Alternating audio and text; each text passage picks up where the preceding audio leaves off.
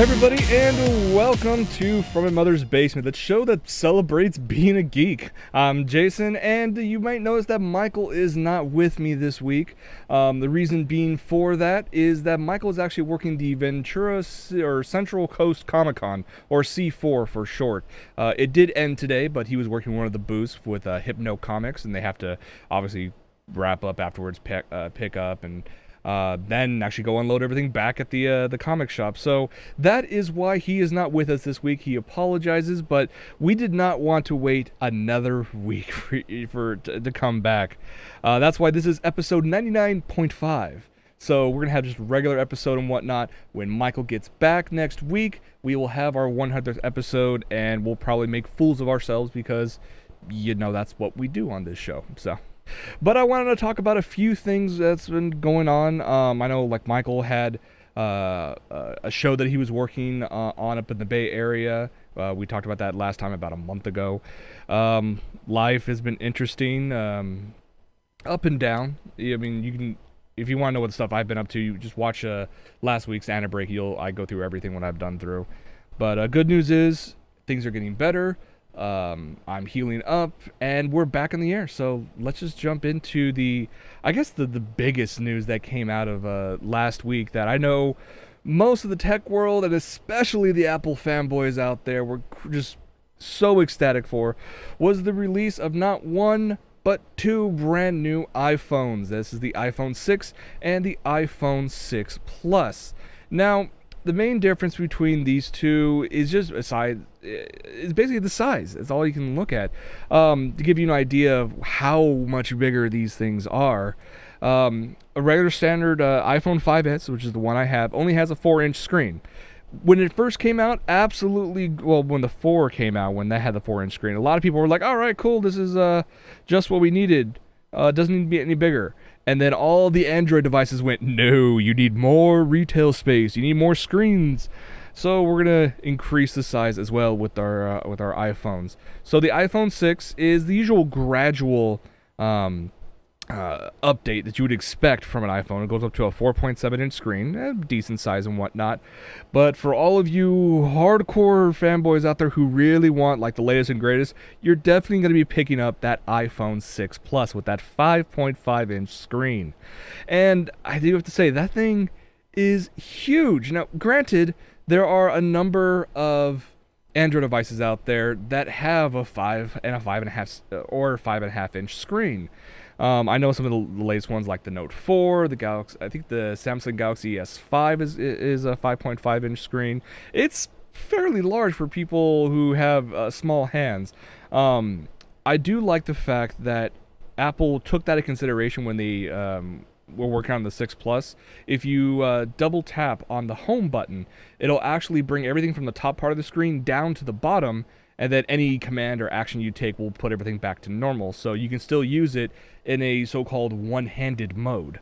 It's going to the big one is Retina display, 1080p. The iPhone 6 is only, I think, 750p. I'm sure both look gorgeous. A lot of reports out there, people stating that the 6 feels like a natural evolution. The 6 Plus at first feels huge, but because it's so thin, so light, and plus that one-handed mode, it's actually very, very easy to use. And I'm curious to see how many people stayed up till probably 3 o'clock in the morning just 2 days ago to pre-order theirs. I actually know of a couple people. I know Apple came out and said, hey, you'll start pre-orders at midnight on the dot. Most people that I talked to weren't able to confirm that their pre-order went through until probably around 3:30 in the morning. So, yeah, it's been quite an uphill battle for a lot of people who actually were pre-ordering these. I do have to say, though, aside from the size, the screen, the resolution is quite nice. The camera, I really dig the camera. It's still the same 8 megapixels you get on the 5S right now, but they changed the sensor quality. They also changed a bunch of the excuse me, the glasses in front of it. I think it's actually going to create some incredible pictures. Plus, the 6 Plus, because it has so much space inside, actually included optical image stabilization, where it actually will move the camera lens around with a gyroscope to try to balance out the majority of your hand shaking. So that also provides some insanely high quality pictures. I really, really like that feature. I think the best thing though, gotta be that size. And I'm talking, not talking about screen size, I'm talking about storage space. Usually it was 8/16/32 and then 16/32/64. Now it's 16 gigabytes to start, then they jump to 64, and then they jump all the way to 128 gigs. So awesome. But it's that price. I can't stand that price. The 6 Plus, I want that 128 gig space gray. $1,000, and I don't have that money. Oh well, I'll probably get one sometime next year, right around the same time I pick up the other product that Apple announced at their event that actually kind of superseded the in terms of importance at the event, and that was the Apple Watch. I do have to say, when it was first announced, everybody was like, about time. I do like the fact that Tim Cook went on stage and did the whole one more thing that Steve Jobs was so famous for. And then you saw the video of this and started talking more and more about it. And you always get that Apple reality distortion field kind of thing where this is the absolute best thing you could ever get. I do have to say, though, it is a sexy piece of hardware, and I definitely want one. Here's the thing, though. This thing is actually pretty damn thick. And just in terms of the thickness of the watch itself, you would wonder why Apple decided to keep it so thick. And there's actually a lot of stuff built into this, and I bet you about 75% of that internal space is all battery, which I'm guessing hasn't been finalized yet or fully tweaked yet, because throughout the entire presentation, nobody mentioned anything about the battery. The only thing they stated was all-day use, and that could mean a number of things, like if it's just sitting there telling time all day, or if it's just sitting there on your watch, in hibernation mode, that'll last all day. Who the hell knows? But I do have to say, the features that they threw into this little bad boy, not to mention the new UI that they use, the user interface, they started utilizing the digital crown, as they called it. It's basically the crown, the little watch knob you see on most phones, or most watches nowadays. It actually acts as navigational tool. You press it in, it goes to the home button. I mean, it actually works really well. I have to say, though, there are some things that this watch can do, or claims it can do, that really isn't monumental in terms of the oh my god, a smartwatch can do this, because other watches have done this, ever since Google announced their Google Wear, and of course you have like the Moto 360 and the LG phones or watches. I look at it as Apple at least took some of the ideas and basics came from watches before it, threw in a couple of its own ideas, and gave the whole thing such a polish that I think this will actually this will win out the battle for the smartwatches. I mean, I remember getting my Pebble watch, one of the first smartwatches out there with like an e-ink display, and it was really nice. But I think this one will probably become the de facto standard, just mainly for the sole fact that it's Apple, and once Apple gets into a market, they tend to corner it as much as possible. I mean, even the simple things like designing watch faces for it. I mean, yeah, you have a square design, but you can do a lot with that, and they just teased a little bit of that. Like this big one here with Mickey Mouse up front. I kind of like it. I really do like it. It's not going to be available though until next year, probably around the time frame of when taxes are due, which means I could easily see most people who are going to get an iPhone this year will use their tax return or part of it to pick up an Apple Watch next year. It does start at $349. There are going to be 3 different models. That's pretty much all we can really talk about regarding like the styling and what's inside of it. I think it looks nice. I'll probably get one eventually. I know there are tons of hardcore Android fanboys out there who are like, "There's no way, this thing's horrible. It's just copying everybody." But then when their triumphant smartwatch currently, the Moto 360, has a slew of problems in terms of using old tech underneath the watch face, not putting the right wattage in their presentation regarding the battery life. Just, I mean, the design's nice, but the damn thing is so thick. In just terms of, yeah, it's just, I don't know. It's cool ideas, but to each their own. I'll put that, to each their own. But let's get to just an odd bit of news. I came across this from DARPA. I have to say, DARPA comes out with some amazing ideas for technology. They come out with some really cool prototypes. I mean, tons of money backed by the military. I mean, yeah, they're gonna have some really cool toys to design and play with. But I have to say, this new project it's called 4MM, or 4-minute mile. Their aim is actually to create a jetpack for soldiers. But not like I'm going to fly around like the Rocketeer. I mean, no, that'd be cool, but that's not what this is going to do. They basically are working on developing this jetpack that will allow soldiers the extra boost they need to run a full mile within 4 minutes. And that's actually carrying everything.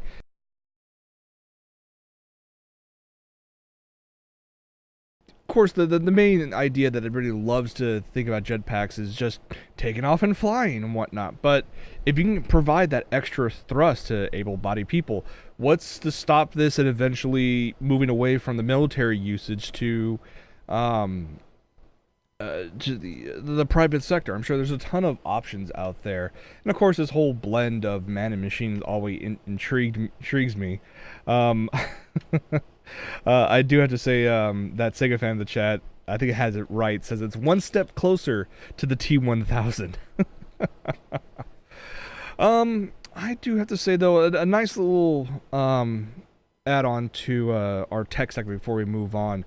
There was an event that happened on Saturday night, and I was looking forward to this. I watched it a little later on in the day because I couldn't stay up to the middle of the night to watch it live because it was being held in Beijing. But you guys know I'm a huge Formula One fan, and it looks like the FIA, the governing team behind Formula One, decided to expand to a new design of sport called Formula E. And this one is an entirely electric racing league. I was when I first heard this, I was looking at current gen technology with electric motors, and I was thinking, this is going to be a very hum counterpart to Formula One. I do have to say, though, no, this was actually pretty damn good. It was pretty damn exciting. I had a ton of fun watching this. Aside from the electric motors, these cars are so light, so they can get up and go fairly quickly. And the technology that are being used in these cars is just going to increase in efficiency, increase in power usage, and eventually all of this is going to be brought over to the private sector, and you're going to have better electric cars and probably less expensive cars out on the market. That's going to be amazing. I was very surprised to find out that Tesla itself does not have a team that they're sponsoring for this. But yeah, there are a couple drawbacks to it. Given that battery technology today can't last all that long at high speeds, the laps there was only 25 laps, and about halfway through the race, each car had to go into the pit lanes, and I was expecting fast changes of batteries or whatnot. No, for at least for this first inaugural season, they're actually going to go the route of you get into pit lane, you pull into a garage, you turn off the engine, you get out of your car, and then you jump into another car. I was kind of like, that's lame. Because there's really, I mean, the whole thing with Formula One is that you can see, how much it takes for an entire team to get everything down to the last millisecond right. And you can see a car come in and they swap the tires out, change her, swap out certain parts of the car if need be, and they can be in and out of the pit lane in like 3 seconds or 2.5 seconds. For this, if they can get into pit lane, swap to the other car, and get out in less than 1:45 seconds, that's fast. And I went, but that's not really exciting. Oh well, it is what it is. But I have to say the driving quality was top notch. They have a lot of GP2 and Formula 1 drivers involved in this inaugural season. There are 20 cars, 20 teams available for this setup. And I do have to say, though, there was a spectacular crash in the last corner of the last lap. And you watch this whole, race, and then you see, that crash, and you see the quality of the racing, and people, you don't have any excuse to, what's it called, to say that this is not going to be as exciting. I mean, the only difference being is that instead of, the high-pitched, roar, I should say, of, the Formula 1 engines, you just... That's pretty much all you get. You sound like a hyperactive vacuum, for crying out loud. But it is still a ton of fun. You guys can check out the schedule. They're going to go all over the world, especially, I think, 2 or 3 spots in the U.S. over the coming, I think, like 8 months. You can check it out at FIAFormulaE.com. And, of course, you can just look online for videos of that crash or just the entire race. Tons of fun. You guys should check it out. Okay, we've talked before about Batman vs. Superman. We saw those teaser images of the new Batmobile, and we have a couple more images that came out, and I do have to say, it's not what I was expecting. These shots came out just the other day. This is probably just before shooting started.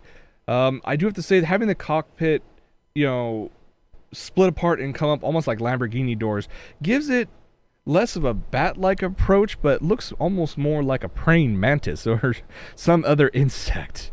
I think it actually has it's a very unique look.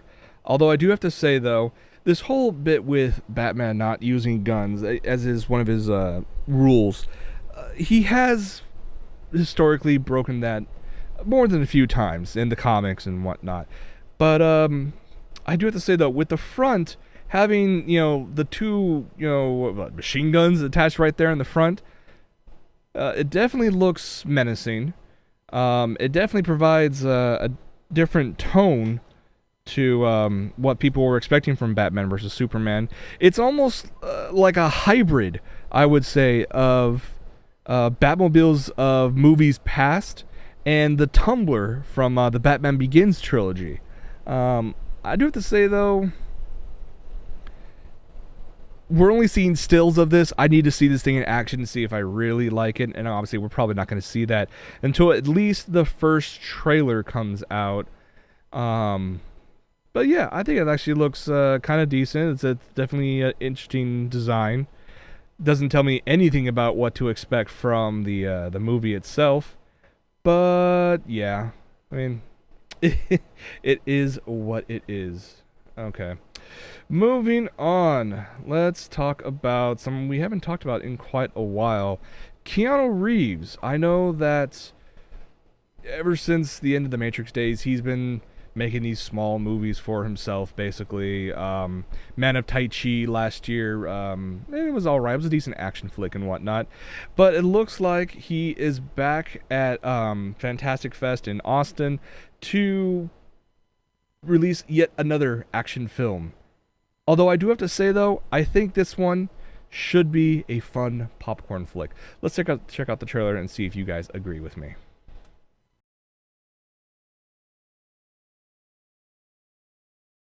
So I look at this trailer, and you can almost take Keanu Reeves out and just add, like, you can swap him out for, like, Liam Neeson or Jason Statham, and you get pretty much almost the same idea. It's this whole unretiring action trend like you got with, like, the Taken series. You don't get as crazy as oh, well, I was like Twitch or something like that. But I do have to say though, it should be a bit of fun. There's definitely like a Smoking Aces vibe here that I definitely enjoy. And I never thought I would say I would really like a Keanu Reeves movie nowadays. But you know what? This is definitely looking to be like a popcorn flick. And yeah, this should be a lot of fun. It does head out in theaters October 24th of this year. So yeah, it should be a bit of fun out there. Sticking with movie news, it looks like in a recent interview, Bill Murray came out and someone was asking him what they thought about a possible remake or reboot of the Ghostbusters movies, but not with the original cast. We're talking an entirely female cast. And apparently Bill Murray came out and he was like, yeah, I mean, he's fine with it. He says, a quote, I will go to that movie and they probably have better outfits too. Yeah. Someone asked him who he thought would actually be the best options for a Ghostbusters, all female Ghostbusters, and just went out on a limb and started mentioning a bunch of people, including Melissa McCarthy, Kristen Wiig, Emma Stone, and Linda Cardellini. And I don't know. Here's the thing, though. I would not be surprised if some, let's face it, there's going to be some Hollywood producer out there hearing about this and going, "We have to make this happen. He's already done the casting for us. We can buy a script from someone and just tweak it to what we want. Just go, go, go, go, go." And here's the thing, though.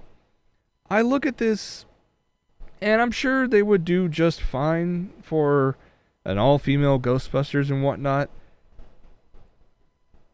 But I'm reminded of a phrase from from Jurassic Park, which was they were so focused on whether or not they could that they didn't stop to think whether that they should. Because okay, Ghostbusters 1 and 2, so much fun. I just recently went to go see Ghostbusters 1, the 30th anniversary, back on the big screen. Still had a ton of laughs after all this time. And, the sequel, I'll probably do the exact same thing when that comes out in the theaters again. I know Bill Murray's already made the announcement several times that he does not want to be part of a Ghostbusters 3. And I don't blame him at all. Most of the people who were involved with the first two movies are either too busy or unfortunately passed away. I don't think it needs it. And to try to capitalize on this anniversary by creating other Ghostbusters, it's just not going to have the same feel. And I don't think it's going to have anywhere near the same style or even the same following that you get from Ghostbusters 1 and 2. This is just me, ranting, and you guys may think I'm full of crap and you think this would be an absolute blast to go see. But I'm so hesitant to think that... do we really need another Ghostbusters? And especially, do we need another a reboot of another franchise with new cast and a whole different idea? I'm like, then make your own movie, make your own ideas. You don't need to rehash the past over and over again. We said it time and time again on this show, both Michael and myself, that Hollywood has lost its damn mind. There's not really a unique idea amongst a lot of them. So, I just look at this going, really, do we really need this? No, we really don't. That's just me. Sega fan. Wait a minute, no black Ghostbuster? Okay. Where is this thing? Yes. So, the last bit of news that I had to come across and wanted to talk about was an expansion dock for a laptop. Now, when you think of laptops, they're portable. They can do most of the things you can do on a desktop. In some situations, the high-end ones can do just as much as a desktop. Everything from high-end video games, graphics design, video editing. I mean, the works. There are a slew of gaming laptops out there. I know MSI has a new one called the GS30. It's about a mid-range gaming notebook. But that's not what I want to talk about. I want to talk about the dock that they're offering for this thing. Laptops, especially gaming laptops, allows you to do supposedly high-end gaming on the go. If you need a dock, it usually plugs in via USB 3.0 port. Usually has like an extra couple ports to add like an SD card, or you can connect to another TV or something like that. But it's usually small, portable, and it's not in the way. Then MSI comes out and states this thing. Oh, what the hell is this damn thing called? This is called the Gaming Dock from MSI. And I had to say, I had to question, is that really a dock? Or is that just basically a shuttle PC that decided to put a laptop on top of it? No, this is an actual gaming dock. This is a bulky little, thing. Inside of this has a PCIe 16 slot. So it allows you to actually throw in a high-end, top-of-the-line video card into this so-called dock, and allows you to connect via HDMI and DVI for an external monitor. Additional jacks for audio jacks for your speakers. No.